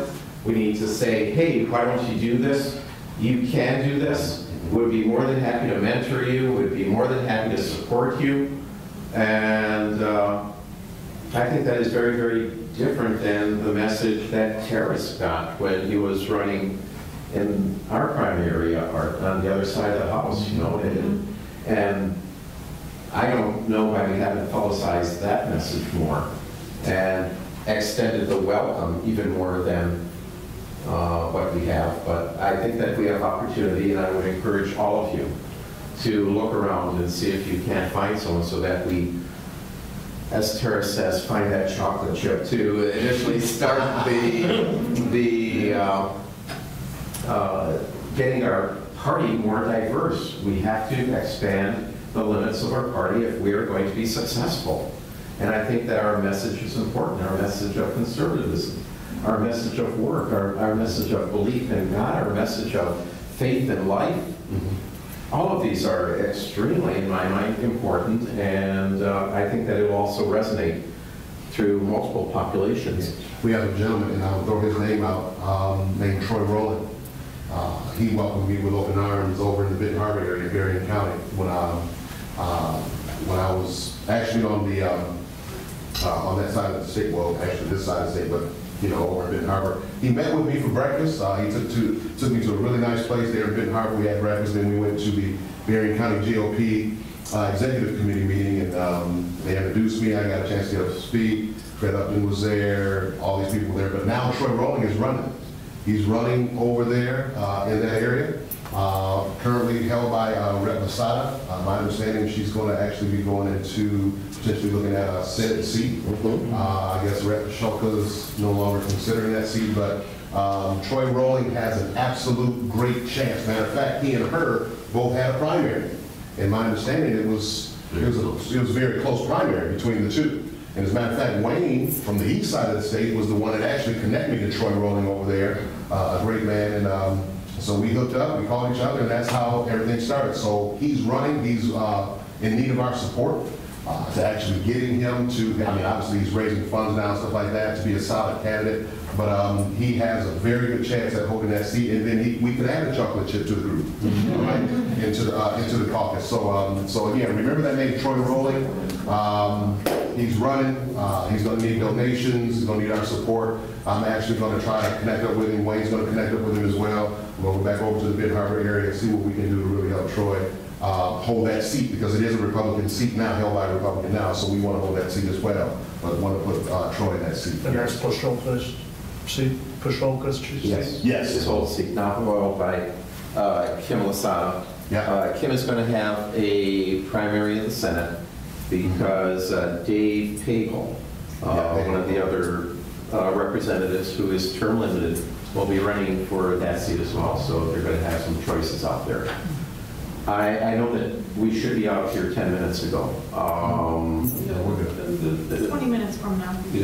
Okay. But anyways, it's not only for my seat in the House. Art will tell you how important it is to hold positions in the county. I'm sure that Dave could tell us how important it is to hold positions in the township, how important it is to hold positions on the city councils. I think it really gets your name out there. It gives you exposure. It's one of the things that I did not have. And I think that my learning curve now is a little bit steeper than it would have been if I hadn't been involved, like Art, in county government, in city government, in other governments. So if you know someone... I try to tell the voters that.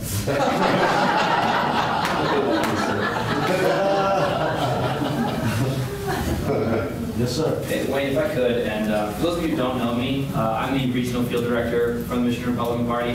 I work with Wayne in Lansing, but I'm the regional field director here. I'm based in Kalamazoo. And just to feed off what Dr. Vizon said, we actually, Dave and I had a meeting in Lansing. We brought him onto our platform for his campaign. And we just actually created our statistics that we got from looking at certain polls in the area. Specifically in the Battle Creek area, approval of the GOP on the federal level right now is at 31%. 50% were support of Democrat, and the rest are undecided. Now, that's pretty terrifying.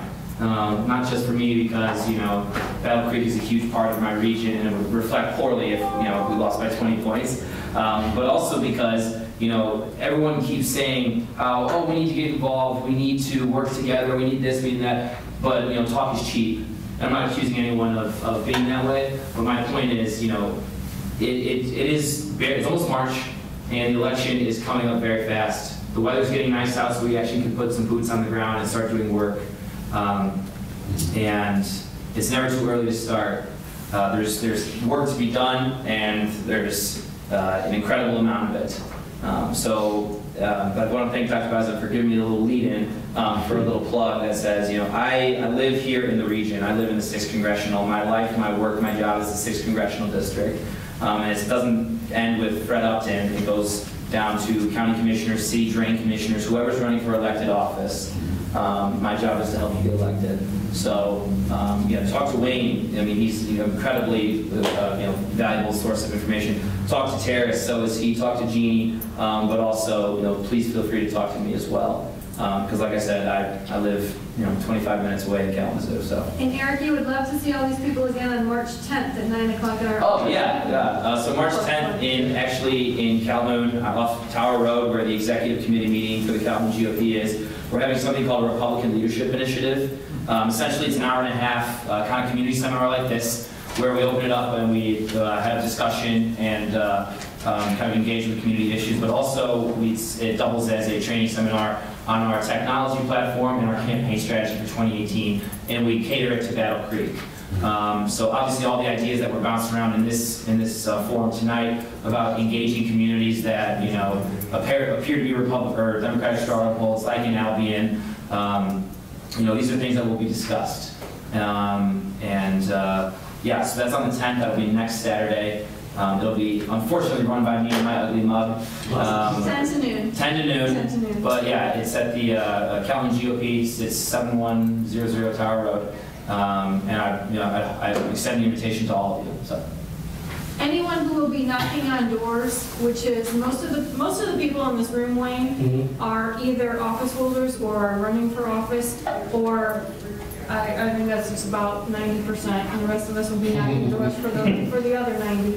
So everyone here, Eric, will be knocking a door, and if you are going to be knocking doors, please get the training. You help the local party, and by helping the local party, you give us the funds to take poem cards to Juneteenth, to put ads in the shopper for these kinds of community outreaches. So please help the party, help our candidates at the same time, get to that RLA training and learn how to, let's synergize, okay? Yeah, one last thing, sorry, to add off Jeannie, and then I promise I'll stop talking. When she says, if you go knock doors, you help get the funds, the RNC and the state party have a county party initiative incentive program, where, you know, depending on the size of your county, if you knock a certain amount of doors, you make a certain number of campaign phone calls, you recruit a certain number of precinct delegates, it all equals money to your county GOP, no strings attached. So, for example, if you make like 4,000 phone calls in a month, the state party cuts you, I think the check's $260, $280, no strings attached. And that can go back into, you know, supporting local candidates. That can go back into, you know, making sure you can, you know, buy those extra yard signs, or, you know, you can host those events like this, where you can buy the pizza and the pop or the beer or whatever. So, like I said, it's all, by getting involved, it's free money that we are willing to give you, and in fact, we very, very much want to give you. So yeah, that's, you know, one of the reasons why I do this. Sorry for stealing your guys' time. There was a question earlier, I am told, regarding the driver responsibility fees. And this was something that was important to the chair of the House that we get rid of. This is a fee that when you got a ticket for doing something, driving or other, you got an automotive ticket, you got a driving ticket for one reason or another. Oftentimes another $500,000 would be tacked on as a responsibility fee. This was instituted back in the Granholm era, where when our economy was headed south, and the administration and the legislature were looking for alternatives as to where we can get a few more dollars. Right now, outstanding, we have some $632 million in driver responsibility fees that are outstanding, and the Speaker of the House wanted to do away with them in one fell swoop. The governor was a little bit concerned as to where we're going to come up with $632 million to replace those dollars that were anticipated, and he and the majority leader and the Speaker got together, and they fashioned out a package, and it was not only driver responsibility fees, but it was the exemptions for the state of Michigan, because the governor, right now, we have $4,000 per exemption on our tax forms, our state tax forms. The governor wanted to take it to $4,500. The House wanted to take it to $4,800, and the Senate wanted to take it to $5,000. And that was in part of the same discussion. They did come up with compromises, and rather than phasing the driver responsibility fees all in at one time, they'll be phased in periods over the next 3 or 4 years. 100 years, yeah. And so the House ran that set of bills, and now they're over on the Senate side. The withholding, the exemptions, our tax exemptions, are going to be going this year, I want to say, to $4,050. Next year, $4,250. Then the third year, it'll be $4,800. And if economic things are doing well 4 years from now, then it'll go down to $49,000. Was the compromise that was worked out between leadership again. And so both of these are going to be looked at. And so in the coming years, as long as the economy holds at a slow rate of progression, and listening to the Upjohn Institute this morning that Matt and Kim was at, we hopefully will have continued slow growth, and that will give us the dollars necessary to get rid of driver responsibility fees and increase personal exemptions to $4,900 per person per exemption. Anyone over the age of 62 is going to be getting another senior exemption, I think this year, of either $100 or $100 if you're filing singly, or $200 if you're filing jointly. So a little bit more of a sir. Just the other side of those driver responsibility fees, it does not garner any money. The state gets money from it, but it costs us locally more money, because they end up in our jails because they're driving, trying to get to work, trying to unfortunately pay the child support. Everything that gets piled on to the folks that the state is trying to extract money from to balance our government, which Dr. Bison did say it was instituted by a Democrat governor, and the House and Senate were occupied by Democrats at the time as well. So these people can't pay the underlying ticket, let alone a $500 or $1,000 fee. Well, that's the whole most of these people are uncollectible to start with. True. You can't get a license. It's affecting your quality of life. It's just a bad law. Today in our jail we have. Oh yeah. In our jail today we have 306 local inmates. That's a lot of those we see are coming in over and over for driving on a suspended license. They get another ticket, more fines that they can't afford to pay. So it's just, I mean, it shouldn't be, no offense, sir, but it shouldn't be tied to tax bracket and everything else. We just need to figure out how to do away with the responsibility fees, because it's not doing the original intent. You know, they think that if somebody's suspended, they're not going to drive. Well, unfortunately, that's not the case. It's not the case. I mean, the thing is It's a vicious cycle because you take someone that started out with a ticket and you turn them into a criminal because they get the convictions for driving while license suspended. So you take somebody that started out speeding or doing whatever they were doing and you turn them into a criminal with multiple offenses. That's true. Because they can't support their family, they can't pay their child support, they you know, exactly. Now it's hard to get a job, they have to pull your information, can't get work, can't rent, all kinds of stuff. Yes. Any interest in auto no fault in the room? So, to the next minute. Let the insurance companies compete. And I heard, let's have some competition. There is no lack of competition among the number of bills that have been introduced. Bills to reform multiple different areas, although we cannot get consensus, as we saw earlier this year when the package is supported by Lana Tice, who is the chair of insurance, and Tom Leonard, the speaker, and the mayor of Detroit. We're trying to push a package that did not make it through the legislature.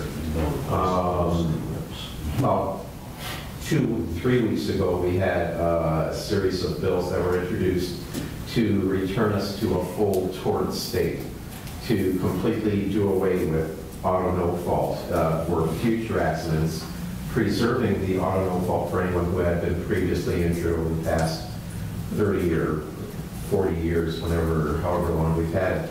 The MCCA would survive, and they have $20 billion in that, and especially with the anticipation of having cars that are safer moving into the future. Even now we have cars that will stop before they hit things, stop before running over things, and warn you, and sometimes even keep to the lane without wandering. And all of those are going to, I think, lower future costs in the no-fault system. Yes, ma'am. Until we have legalized marijuana on the ballot in 2018, we're putting more impaired drivers on the roadways. And those safety functions on those new cars, it takes 10 years for every car to have that. So we're talking, we had more fatalities on our roadways in Michigan last year.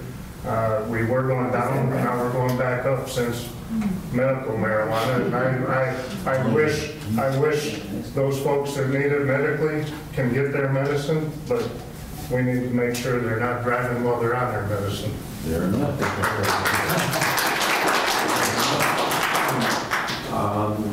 I want to say Friday we had another package of bills that were introduced on auto no fault.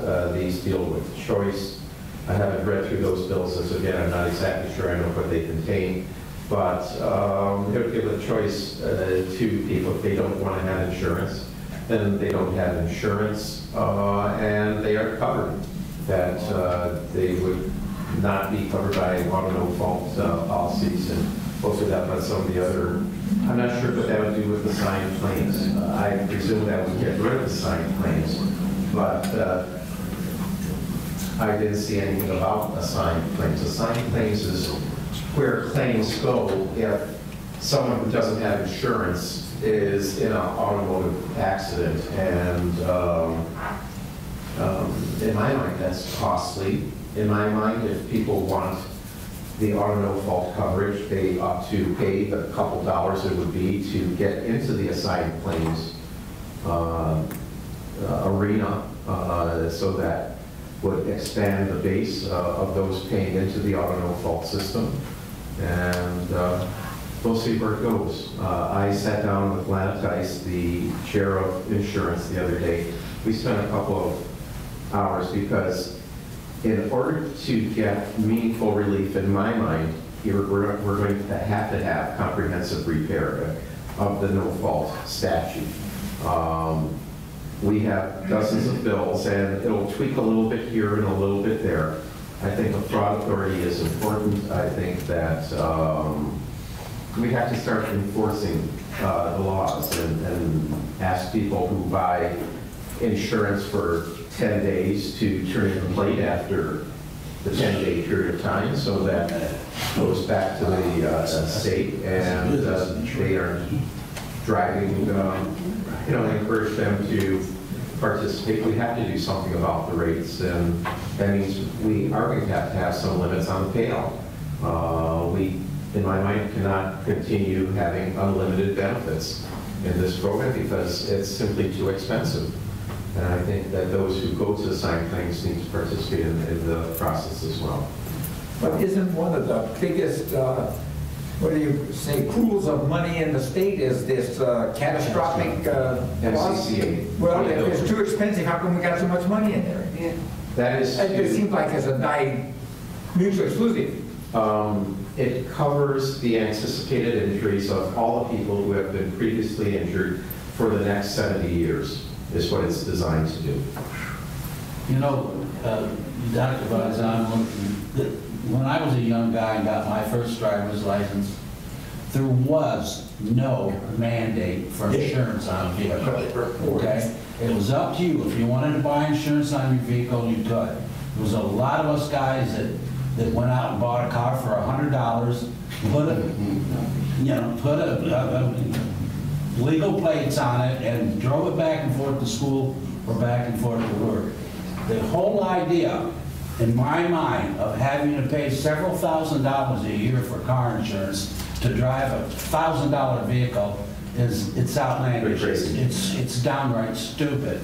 And to me, it's no different than what we were just talking about with the license fees or the driver fees. All you do when you mandate that if you drive without that license, you're going to go pull the license. Now the guy's going to drive without his license plate anyway because he's got to get to work or he's got to get wherever he's going, and you just compound the problem over and over and over. I don't think the answer to this problem is tweaking the bad law. I think the answer is getting rid of the bad law. Okay? I'm not sure. One of the ideas behind auto no fault was to cover the patients who are injured, and they wanted to cover everyone. And I think that was perhaps a whole lot of an overreach. And you may overreach is violation of liberty and freedom of choice. And so I will take that back with me if I can. We'll talk more about it at breakfast sometime. But we're given, it's 8 o'clock. Yes, so we still do that. Thank you. Hey, so I want to, again, let's give a round of applause for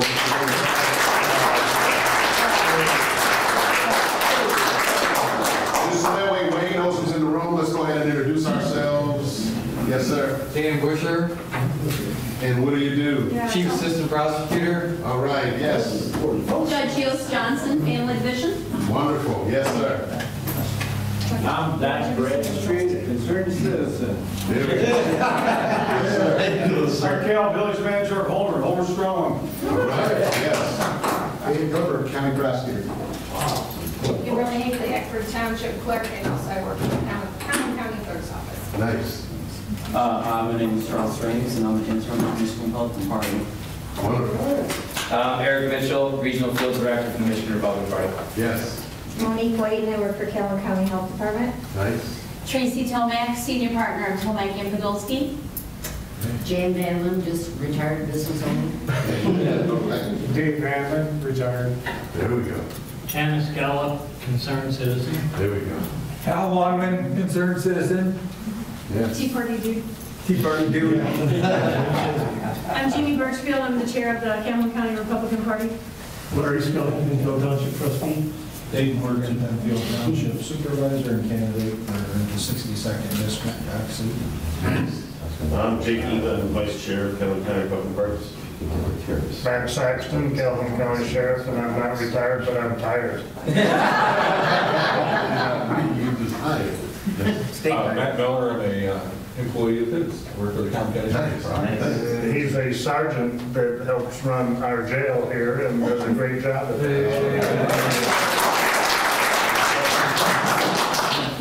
Yes. Makisha Citizen. I'm C. France, and I'm chairman of the local Tea Party, and I'm a retired multi-millionaire, so. Take your feet off from the anything. I'm Karen Todd. I work for Representative Bison, and married to this guy right here. Well, again, thank you guys for coming. Truly a blessing to see everyone here tonight. I hope this was actually some pretty productive conversation. No one's leaving here with any blood. And so, again, thanks for coming out, you guys. Be safe going home. Thanks, Wayne, for coming out. Appreciate it. Thank John Cash as well.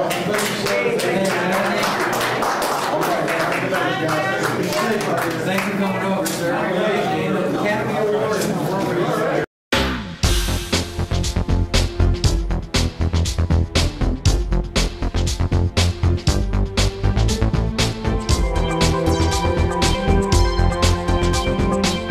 AccessVision, your voice, your community.